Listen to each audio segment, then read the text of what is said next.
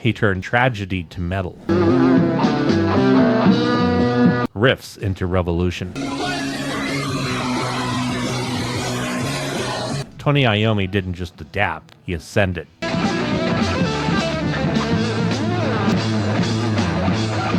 His band became the Kings of Darkness. They built a legacy of loudness, leaving the world forever changed. Like, subscribe, thank you. Tony Iommi was born on February 19th, 1948, in the gritty industrial town of Birmingham, England. His parents, deeply rooted in the working-class fabric of post-war Britain, were instrumental in shaping his early life. Tony's dad worked as a carpenter, and his mom helped him run a shop, both contributing to the household while instilling in him a strong work ethic from an early age. Birmingham in the 50s was a city dominated by the steel industry, and for young Tony, the cityscape of towering factories and the constant sound of machinery became a defining backdrop to his childhood. Despite the industrial environment, music was always present in his life, and like many teenagers of the era, Tony found himself enchanted by the wave of rock and roll sweeping across the world. While Tony's first inclination wasn't to pursue a career in music, it wasn't long before he discovered the power of the guitar. His early influences were drawn from rock and roll pioneers like Hank Marvin of the Shadows, whose intricate work had captivated the imaginations of a lot of the aspiring guitar players in the day. Yeah, as a teenager, Tony was showing promise. He wasn't too bad on the guitar. He practiced a lot, and he was really taking in a lot of the music around him. However, life in Birmingham often dictated a completely different path for many young men of that age. They're basically told, hey, follow the secure route into industrial work. And so Tony, like many of his peers, began working in a factory. So while his heart was set on playing music, the factory job provided a steady income, and it was seen as a practical choice by his family. At 17 years old, on what was supposed to be Tony's last day working at the sheet metal factory, his life changed forever. Having already decided to leave the factory and pursue music full-time, Tony went to work one final time, encouraged by his mom to finish the job properly. Little did he know that this seemingly routine day would result in a tragic accident that would forever alter the course of his life and music. Tony was operating a large industrial machine known as a guillotine press, used for cutting sheets of metal. The machine came down unexpectedly as he was pushing a piece of metal through it, and in a split second, the ends of his middle and ring fingers on his right hand were severed. Horrified, Tony immediately realized the gravity of the situation. Tony would go on to describe the traumatic moment in vivid detail, recalling how the bones of his fingers were exposed, leaving him with what he later described as stalks where his fingertips once were. The pain was unbearable, but the emotional weight was even heavier. And for a guitar player, the hands and fingers are everything. The accident seemed like a cruel and final end to his dreams of being a musician. Following the accident, doctors advised Tony that he would probably never play guitar again. The injury was really severe, and they saw no feasible way for him to even continue on this path. Tony, devastated, overwhelmed by the news, sank into a really deep depression. It seemed that everything that he had worked for and was striving toward had just been taken away in an instant. But this cloud definitely had a silver lining. A former manager from the factory, aware of Tony's passion for the guitar, gave him an EP of the legendary jazz guitar player Django Reinhardt. Reinhardt, who had lost the use of two fingers on his left hand in a fire, had gone on to become one of the greatest players of all time. And this story resonated with Tony. If Django could overcome such a debilitating injury and still play the guitar, then perhaps Tony could too. Inspired by Reinhardt's determination, Tony refused to give up. So he starts experimenting with ways to adapt his own playing technique in order to accommodate this injury. He tried all sorts of approaches. There was a lot of trial and error, but afterward he ended up crafting his first set of prosthetic fingertips out of melted plastic from a detergent bottle. And this actually allowed him to grip the guitar string. However, playing was extremely painful. So to ease up on the pressure on his fingertips, Tony started using lighter gauged guitar strings and started down-tuning his guitar. And this ended up having the unexpected side effect of producing a deeper, darker sound, which would turn out to become a hallmark of Black Sabbath's music and end up having a huge influence on metal. And this new playing style of his emphasized power chords and slower, heavier riffs, partially because the lighter strings were easier on the fingers, and partially because he really wasn't able to play a lot of the fast, intricate passages that he used to be able to master. But it wasn't an easy transition with these new prosthetic fingertips. For one thing, the sensation of playing was totally different. The feeling in his fingertips and the rigid plastic tips awkwardly pressing on the strings, he basically had to relearn how to play from scratch. And he described the process as both physically and mentally grueling. The pain was constant, and the frustration of no longer being able to play the way you once did just added to the challenge. However, Tony's perseverance began to pay off. As he got more comfortable with this new reality, he discovered something that would change the course of rock forever. The limitations imposed by the prosthetics forced him to simplify his playing style, and this simplicity actually became a strength. Now he was able to shift to creating more powerful, slow, and menacing riffs. So now, of course, he was bringing something new to rock music. Thick, sludgy tones. But before forming Sabbath, Tony had played in a number of blues and rock bands around Birmingham. One of these early bands was the Polka Tulk Blues Band, a group that he had formed with Geezer Butler on bass, Bill Ward on drums, and a quirky young singer named John Michael Ozzy Osbourne. Polka Tulk's sound was rooted in blues and jazz, and it was really heavily influenced by the British blues explosion of the 60s. And the strange band name that came about from Ozzy Osbourne, who had named Polka Tulk after the talcum powder that his mom had used. The band also had a slide guitarist as well as a saxophonist, though that lineup would be very short-lived. The band quickly realized that the name Polka Tulk wasn't really a good fit for a heavier, darker music which they were planning on developing. So they originally shortened the name to Earth, which is a more fitting moniker. Tony and the band began moving away from the blues-based rock that dominated the scene to this much more sinister sound that was inspired by the grim realities of working-class life in Birmingham. However, in 1969, the band found themselves in a really weird situation. While touring and performing under the name Earth, they discovered another band in England was also using the same name. So this led to a lot of confusion, and it became clear that a name change was necessary. Now, around this time, the band, especially Geezer and Tony, were becoming a lot more fascinated by horror films and occult imagery. So they came up with the name Black Sabbath, which was inspired by the 1963 horror film I Tre Volti della Paura, which was directed by Italian filmmaker Mario Bava. The movie's eerie supernatural tone resonated with the band's evolving musical direction, and they adopted the name with the idea of creating music that evoked the same feelings of dread and unease as the films that they were getting into at this time. So in an era dominated by psychedelic rock, blues, and the emerging hard rock scene led by groups like Led Zeppelin and Deep Purple, Sabbath kind of took over their own corner. Now, one of Tony's biggest contributions to the development of metal itself was really taking the tritone interval, known as the devil's interval in music theory. So the tritone spans 3 whole tones, and really it is the absolute perfect division of the octave. It's also known as the raised fourth or the flat fifth, depending on what scale that it is used in. But what's also interesting about the tritone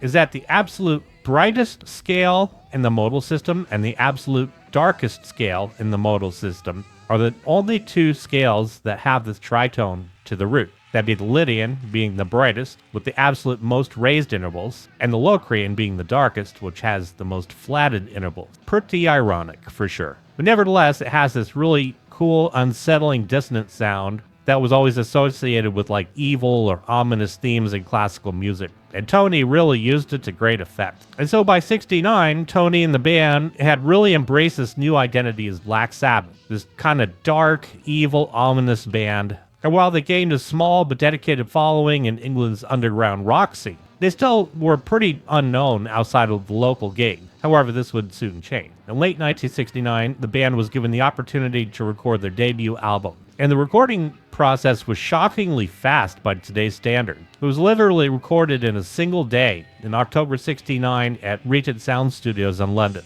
They had actually laid down this album live with very few overdubs or sound effects. And the whole point was that the band wanted to capture the raw energy of their live performances. And given the budget constraints, they had no time to actually just go back and polish anything anyway. So this album was produced by Roger Bain, a producer who would go on to work with other huge metal bands such as Judas Priest. And Bain's approach was minimalist, allowing the band's raw power and atmosphere to take center stage. And the lack of the excessive production gave this album an eerie, otherworldly feel, perfectly complementing the vibe that the band was going for. And the band really had to get it right. They had to do a minimum amount of takes because there just wasn't a lot of money to record it. One of the defining moments of the album came with the opening track, Black Sabbath, which would go on to be one of the most iconic songs in metal history. The track begins with the sound of pouring rain and a church bell tolling in the background, setting the stage for what's to come. And then Tony's slow, menacing riff kicks in, built around the tritone. And really, Sabbath came up with something new right then and there.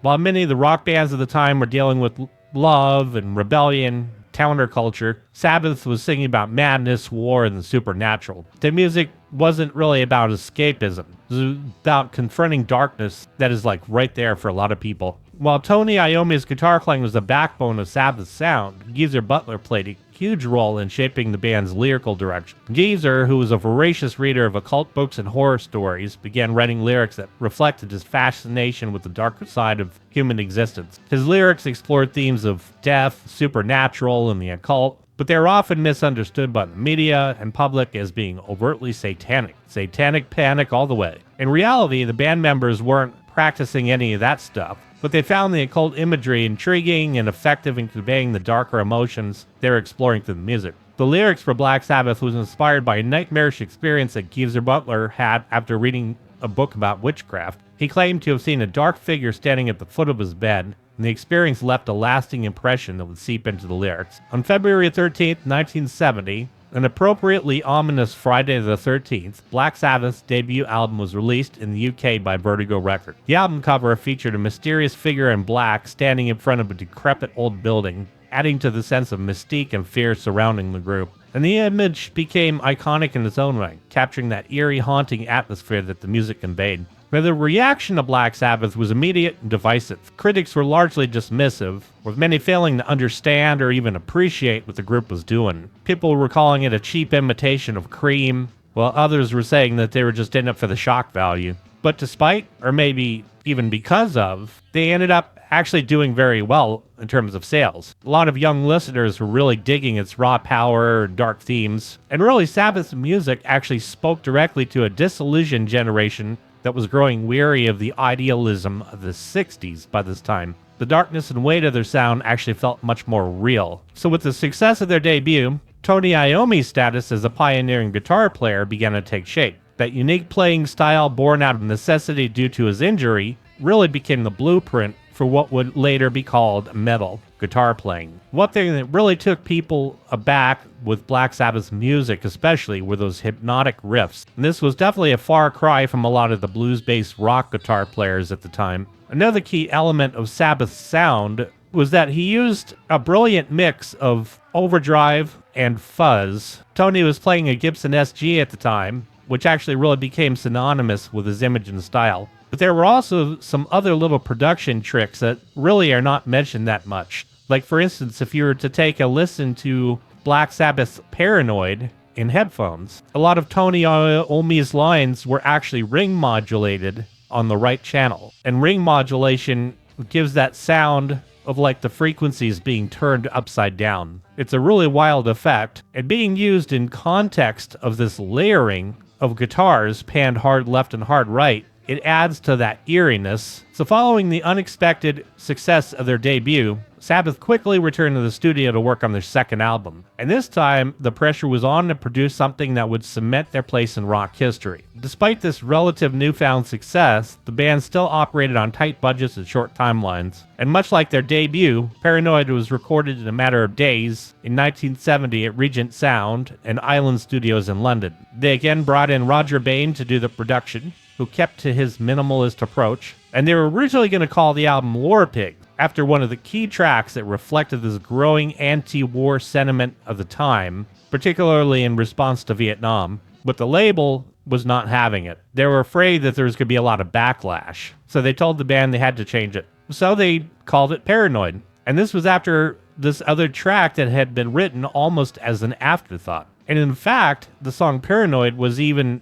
not originally part of the album. They literally threw it together. It was written in about 20 minutes, and it was only there as filler. But Tony's iconic riff for Paranoid was really simple, but very catchy. And Ozzy Osbourne's frantic vocals added to that song's sense of urgency and anxiety, which fit. Little did they know, that was going to become one of the band's most famous tunes. But then, of course, one of the standouts is War Pigs, which is a heavy, slow-burning song with lyrics that condemn the horrors of war and the political leaders who set a young man out on the battlefield to die. The song's signature riff, driven by Tony Iommi's down-tuned guitar, is one of the most recognizable in metal, where he brilliantly wove in minor chords and this slow, deliberate pacing. And of course, Satanic Panic kicked right in, where a lot of people thought that it was more nefarious, but actually it was really built around this apocalyptic imagery. But the song has such an interesting arrangement, starting out with this nice, slow, dirgy riff, and then doing a bunch of stops with Ozzy singing over the top. And the song goes through different paces, where it gets a bit faster after Ozzy sings "Oh Lord, Yeah."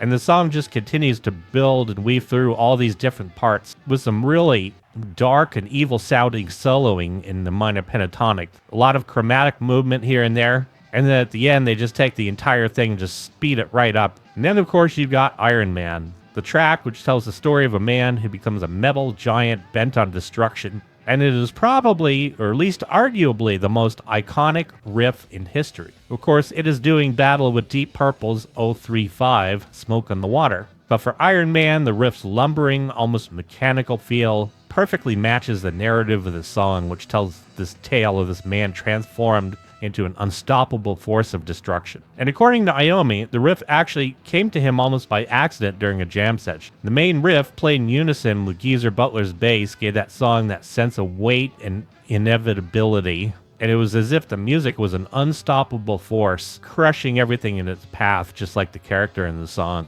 And that first "I am Iron Man" that opens it up became iconic, adding that theatrical touch to the track that fit perfectly with the larger-in-life nature of the music. And again, it all came down to the simplicity. The riff itself is very, very simple, and that's actually what made it very powerful. And while Paranoid is often remembered for its more straightforward tracks like Iron Man and Paranoid, it also had some of their more experimental stuff going on. One such track, Electric Funeral, showcased Tony's ability to create these eerie, otherworldly soundscapes with his guitar. The song's doomy, psychedelic vibe, combined with some really intense lyrics, was another example of how the music tapped into the fears and anxieties of the time. Iommi's use of the wah pedal and more of that heavy, grinding, fuzz-laden distortion of the time really made it very haunting. Another standout was Fairies Wear Boots, which is considered to be the band's more surreal and whimsical song that everybody remembers it as. And it's actually inspired by a run-in with skinheads, referred to as fairies in the title. Sabbath was basically taking the mickey out of them by calling them fairies. But by this time, Sabbath's sound had really come together.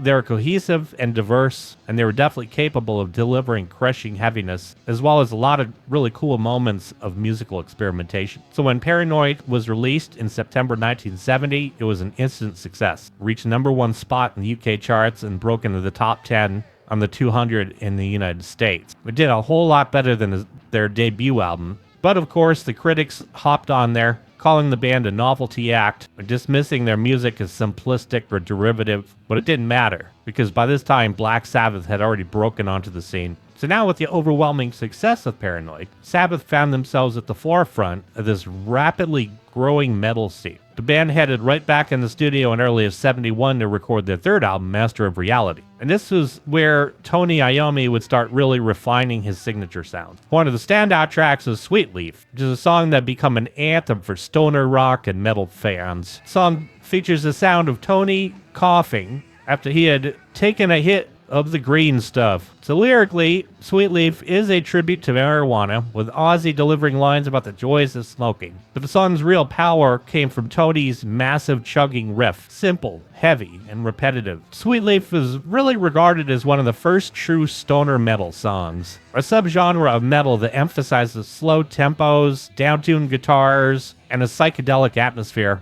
And while Master of Reality is remembered for its lower, heavier tracks, they also definitely picked up the pace. And one of the songs that actually foreshadowed the development of thrash metal was Children of the Grave, featuring some more fast and aggressive riffs from Tony. The song with that relentless driving rhythm became a staple of Sabbath's live shows. And Iommi's guitar work on this song is notable for its propulsive power chords, rhythmic intensity. It has that galloping rhythm combined with Geezer Butler's bass lines and Bill's powerful drumming. And combined, that gave that song that frenetic energy that was unlike anything else on the album. And this song proved to be influential for a lot of bands, including Metallica and Slayer and Megadeth. And of course, the album wasn't 100% about heaviness either. One of the more introspective and atmospheric tracks, Solitude, showed a different side of Iommi's guitar playing. On this track, Tony actually went more in the cleaner vein, playing more melodically and creating a hauntingly beautiful backdrop for Ozzy's somber vocals. And Iommi didn't just play the guitar on it. He also played the flute and the piano,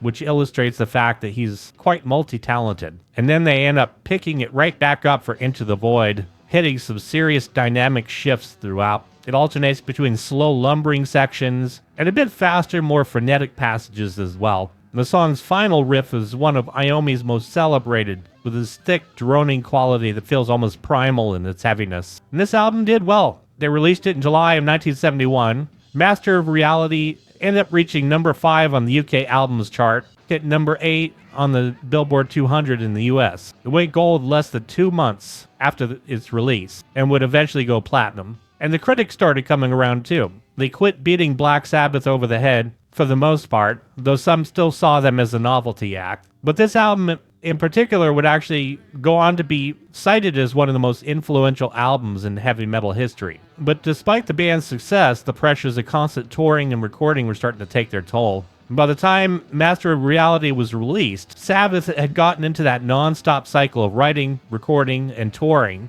which they'd been doing nearly 2 years by this point. It was definitely taking a strain both physically and mentally on the group. And so, of course, they started turning to alcohol and substances in order to cope. And Tony Iommi was definitely not immune to these pressures, and his dedication to the music put him at odds with the increasingly erratic behavior of the bandmates, particularly Ozzy, whose struggles with substance abuse were becoming a lot more pronounced. The cracks in the band's unity were starting to show at this point, and while they continued to create groundbreaking music, the internal tensions would eventually come to a head in the years to come. By 1972, Black Sabbath was at the peak of their powers. However, with success came excess. Volume 4 marked both a musical evolution and a period of increased indulgence for the group. The album reflected their desire to experiment and expand their sound, but it was created under the influence of heavy drug use, particularly coke, which became a central part of the recording process. And as a matter of fact, during the sessions at the record plant in LA,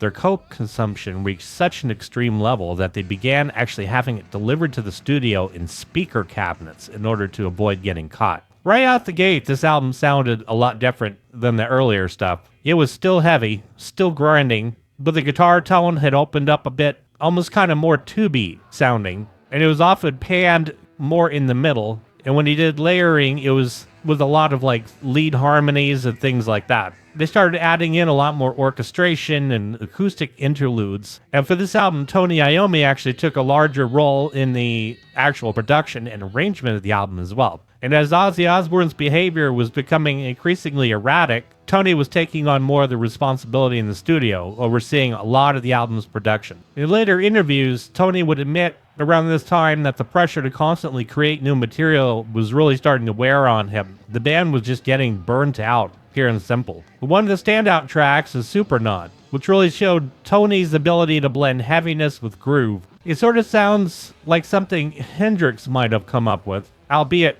much heavier, and of course Ozzy had so much more of a vocal range, but it is slightly reminiscent of some of Hendrix's later work in terms of the way the riffs were constructed. And for this one, Tony Iommi just ripped the guitar solo. A lot of interesting panning, as well as the solo travels from the right ear to the left ear. This turned out to be a favorite of a lot of musicians, including John Bonham from Led Zeppelin, who actually had become Tony's best man at his wedding. An interesting story about that is that Tony and John went out on a bender the night before. John Bonham had the bartender line the bar with 20 open bottles of champagne. John ended up so wasted, Tony brought John to his home, only for John's wife to say, "No, just leave him outside." Tony, being the good friend that he was, finally talked her into letting him crash out on the living room floor. Tony then hoped that John would not show up the next day, but there he was, bright and early in the morning, with his tuxedo on, ready to go and be his best man. And then, of course, their cocaine anthem, Snowblind,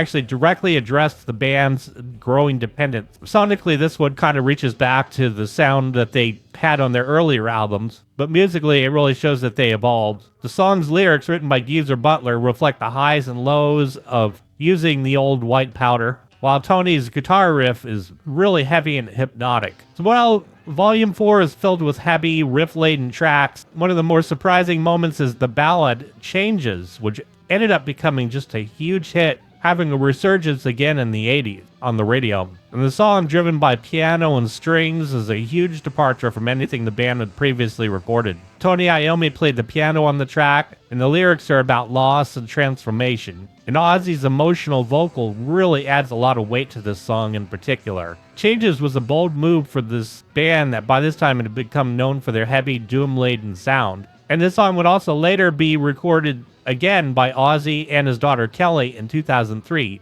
becoming a hit yet once again. So this album was also a commercial success, hitting number 13 on the Billboard 200, and of course sold millions of copies worldwide.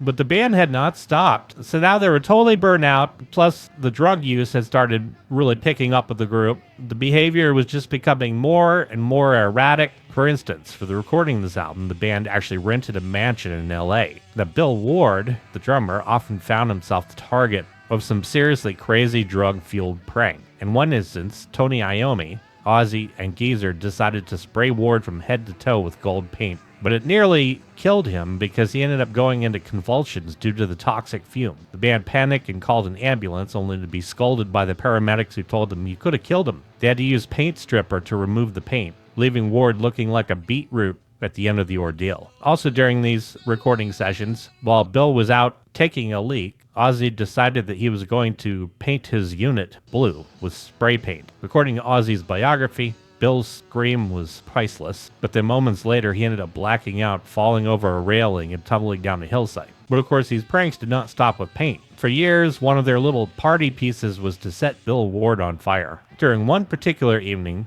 Ward jokingly asked Tony Iommi if he planned to set him on fire again before leaving the studio. Tony, thinking it would be fun, obliged by dousing Ward in rubbing alcohol and then lighting him up. However, this time, the alcohol actually soaked into Ward's clothes, and instead of quickly burning off, the flames engulfed him. And because of this, Ward actually suffered third-degree burns, and the band had to call an ambulance. Worst part about it was Tony couldn't contain his laughter, so he really couldn't help the guy out either. But Iommi later expressed regret after they had gotten a furious phone call from Bill Ward's mom, who yelled, "You barmaid bastard, it's time you grew up." So by 73, Sabbath had really established themselves as pioneers of heavy metal by this time, though the term itself still would not take hold for a while. Following the chaotic recording of Volume 4, the band needed a change of environment and a fresh place, so they chose Clearwater Castle, centuries-old estate in England, hoping this eerie atmosphere would ignite the creative spark that they desperately needed. This place has a really gothic architecture and ghostly ambient, and it seemed like the perfect setting for Sabbath's darker musical exploration. But immediately from the get-go, the writing sessions were filled with frustration for Tony. He actually fell upon complete writer's block. This is probably due to the pressures to follow up on the success of their last album,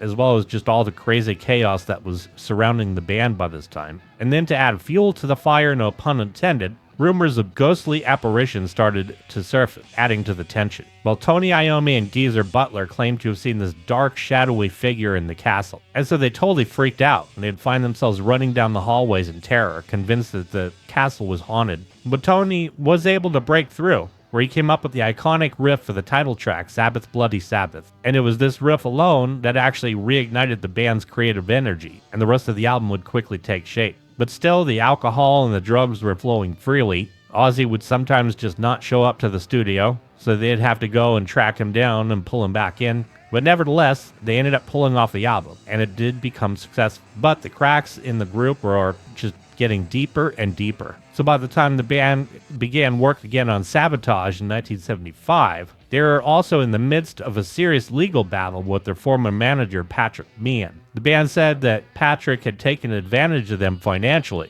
and so they ended up locked in a lawsuit over the royalties and mismanagement. which was also draining their finances and just leaving them in a bad position. And the strain of these legal issues was immense, and it actually bled into the music as well. The title Sabotage was a direct reflection of the band's feelings of frustration and anger about this. They felt that those who were supposed to protect their interests were instead sabotaging their career. It even reflected in the album cover, where the band was photographed in their everyday clothes rather than the intended stage attire, leading to one of the most unintentionally funny and out-of-place album covers in rock history. And Geezer Butler would say that the lawsuit and the management battles left them feeling like they were in a constant danger of losing everything they'd worked for. There's a lot of paranoia going around. They felt like the people around them were actually conspiring against them. However, despite all of this, Sabotage is considered to be one of the most ambitious albums. Symptom of the Universe, in particular, became one of the most influential songs of the band, with the way it focused completely on the tritone, going from E and then sustaining that A sharp. It's about as dark, heavy, and evil as it could ever get during that time. And another standout, Megalomania, perfectly encapsulates the paranoia and tension that was permeating the session. And also the song The Writ, which is a powerful and angry tune, was directed squarely at Meehan and the legal troubles that the band was going through. But for the next album, they would definitely take it into a new creative direction. Technical Ecstasy became a huge departure from the band's earlier sound. They started experimenting with new styles, incorporating synthesizers, keyboards, even hinting at some jazz and kind of more of the prog rock of the time. Though the fans really wouldn't dig it. They were all about the heavy sludge and doom. But Tony was really feeling like he wanted to push the band into these new directions. The album ended up feeling more polished, a little less raw than the earlier stuff. Standouts like Rock and Roll Doctor and It's Alright, which actually featured Bill Ward on the lead vocal, showed the group swinging for the fences, and then tracks like Dirty Woman really kind of brought them back to that heavy sound that they were known for. But of course, Ozzy really wasn't too happy with the direction that the band was going by this time. He felt like the band was really getting far away from its roots, so he would constantly clash with Tony over the band's sound, and the tensions that had been simmering since the Sabotage era began to reach a boiling point. Ozzy was still disappearing, going out on benders, often for days, but the band would still release this album and go on tour behind it, and then they would work on their final album with Ozzy, Never Say Die. Now, what's interesting is that Ozzy had actually briefly left the band in 1977 and was replaced by former Savoy Brown and Fleetwood Mac vocalist Dave Walker. Walker had actually even worked on some new material with the group, but Ozzy ended up returning shortly afterward. And so the band scrapped all the material that they had worked on with Walker. And so after he got back into the fold, they started writing and recording Never Say Die, which would be released in September of '78. And Never Say Die continued this experimentation with different sounds, but a lot of fans see it as probably the weakest entry in their catalog for that period. The band was disjointed, both musically and personally, and so the album was a bit all over the place. Some standouts, of course, is Never Say Die, the title track, as well as Junior's Eyes, but overall the album lacks cohesiveness and power of their earlier work. And by this time, Ozzy and Tony were completely at odds in the studio. Like, for instance, they had wrote the song Swing in the Chain, and Ozzy just refused to sing the track, so Bill Ward actually had to step in and sing it. But it has a pretty cool bluesy and jazz-inspired arrangement, but definitely not something typical of Black Sabbath. And the album would get mixed reviews when it was released. Some really liked the fact that Sabbath would actually try out all these new directions, but as a result, a lot of it was seen as lacking cohesion. So afterward, they went on tour, which famously included Van Halen as the opening act. Now, by this time, Van Halen was young and hungry, and they were a well-oiled machine. So oftentimes when Sabbath would take to the stage, the audience would scream to bring Van Halen back up. But Sabbath were really good sports about it. I mean, for one thing, they got along really well, and famously with the members of Van Halen. And Ozzy would really amusingly joke about just how this band totally blown them off the stage. But by the end of the tour, things finally came to a head when Tony sat down and had an official meeting with Ozzy Osbourne, letting him know that he's letting him go. And from there, Ozzy just kind of spun out of control. He would finally get it together, as his future wife, Sharon, would basically tell him to pull his head out of his ass and get back to work. But in the meantime, Black Sabbath were now stuck because this large personality was out of the group, and so they had to find another singer. And with Ozzy gone, a lot of people were just wondering if the group would even be able to survive. But they certainly did find a singer with a lot of chops. They brought in rainbow vocalist Ronnie James Dio, whose powerful operatic voice brought a new energy and focus to the group. With Dio, Iommi found a collaborator who he could work with without all the baggage, and the result was Heaven and Hell. And this became more the prototypical heavy metal of the era. It wasn't rooted in the doom and the sludge of their heavier stuff. This was a whole new sound for them, much more epic sounding, with a lot of more intricate arrangements, mythical themes. Years later, Ozzy would admit that Tony had made the right decision, because really the band just could not work with him. He was out of control. And so Sabbath was happy. Ozzy would finally get it together and just become absolutely huge. But through all this, heavy metal was officially born. Something really weird I just found out. The most expensive guitar on Amazon is a signature guitar, and you won't believe whose signature guitar it is. I left the link below in the description. And to my subscribers, I really want to thank you so much for all the inspiration and feedback. I truly do appreciate it. And if you haven't had a chance to subscribe to this channel, make sure you smack that subscribe button. And while you're at it, hit the like button, join the family, and I want to thank you so much for watching.